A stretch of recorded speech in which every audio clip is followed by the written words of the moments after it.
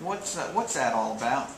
You know as much as I do. I was drafted as a third baseman, so it'll be exciting. And I immediately called Coach G and told him we had some work to do. I was planning on taking some ground balls later on today, so have to get a glove. I don't even have a glove, so we got some things when we to talked about you being a shortstop in that stretch that you played, did that have anything to do with any kind of anticipation of what would happen in the draft? And Yeah, I mean, I'm sure the ground balls that I took, playing some shortstop, that only helped me. I guess coming out of the summer, I was an outfielder. Taking ground balls, if that didn't work out, it's okay. I'm an outfielder. I'm not really supposed to be able to handle ground balls. So anything I do other than that is just a perk. But I guess the Braves thought that since I could play short, I could handle other positions.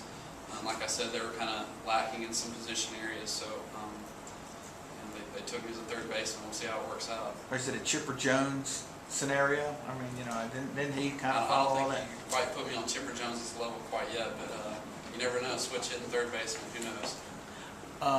Since this is the only opportunity to do this year, what are your signability situations? What are you going to look for? What might prevent you from doing it? All the things that you'll get dealing with the big city media people. They're going to ask you that stuff in those conversations too. What's your signability situation? Well, first of all, I don't want to take anything away from today. Today is exciting. Today is awesome, and I'm just trying to take it one step at a time. I haven't talked a whole lot with my advisor about it yet, so we'll wait for all the signability and all that kind of stuff. But the plan is I want to go play.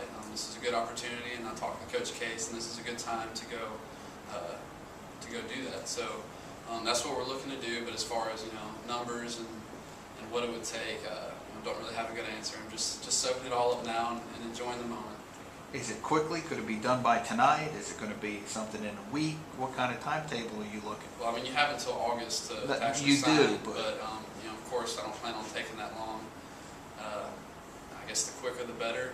Whenever it all gets worked out, I'm not really putting a limit on it. I'm just enjoying the ride. So it'll come as it may, and we'll go with it.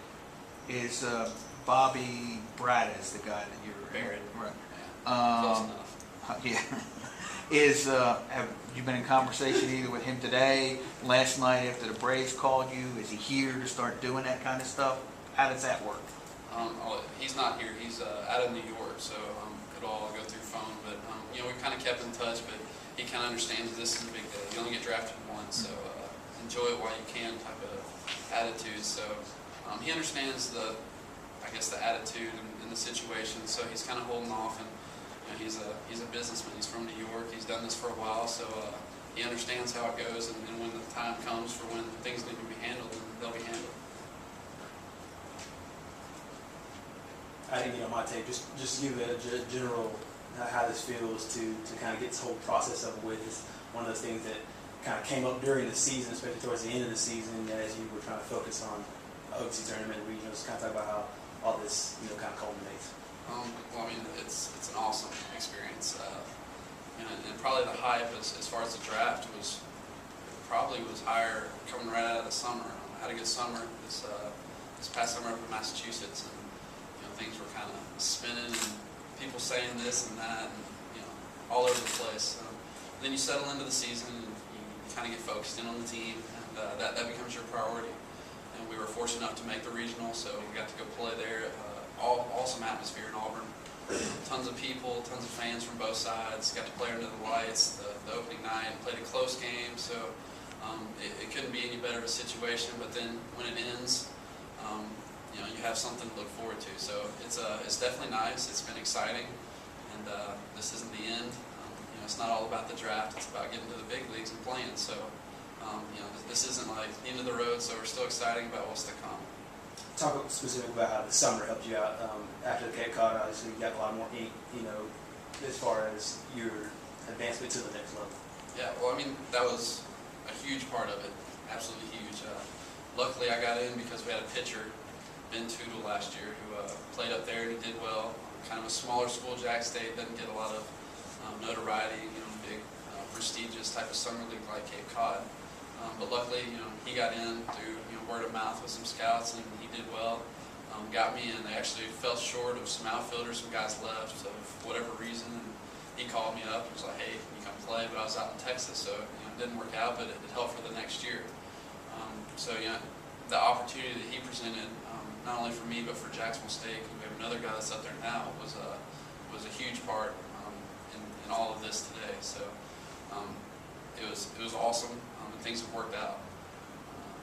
So yeah, huge part. And then my last question, kind of speak about how this you and Ben are kind of a microcosm of what's going on with the program. Kind of talk about how this speaks to JSU baseball in the future. Hopefully it speaks tons. Hopefully the program keeps moving forward. We got to make another regional. We were close to winning a game in the regional, which would be a huge step to take the next one, which is a super regional. So hopefully all the exposure that comes to Jacksonville State is good.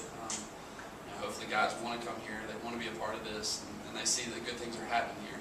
It's large part is due to the coaching. That was the selling point for me, was the coaches, the relationship, because obviously we don't have all the facilities of some of the SEC schools and whatnot, so it's definitely relationship based. So hopefully that relationship kind of spreads and people want to be a part of it, because it sounds kind of cheesy and hokey, but it's a family.